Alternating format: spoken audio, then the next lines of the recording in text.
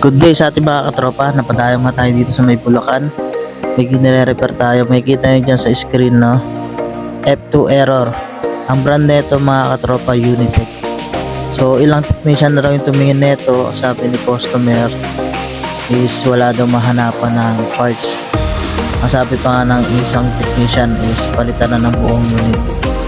So ano ko lang, share ko lang sa inyo mga katropa, no?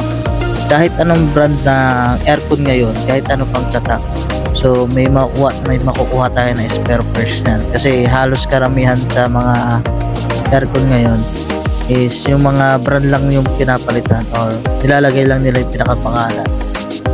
So ito nga mga katropa, na proceed tayo dyan, troubleshooting tayo dyan. So dito nga una pa lang nakita ko na yung problema, pero kailangan pa rin natin i-final. Sabi ko nga sa inyo, kung mag-check tayo o magre-repair tayo, always double check, triple check para hindi na tayo babalik pa. So ito rin yung outer na to, check din natin yan. Sabi nga para sigurado na tayo, wala nang balikan. Kasi medyo malayo-layo rin tong puntahan natin sa Bulacan. Shoutout nga pala kay sir, napakabait ni sir, nabit natin yan.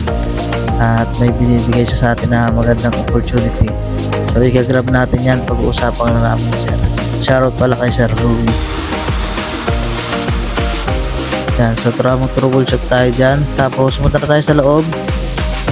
Nirepair ko na yung pinaka dyan sa indoor. Nagpalit tayo dyan mga katropa ng sensor. So titesting na natin yan. Yan, so wala nang error yan mga katropa. Running condition na yan.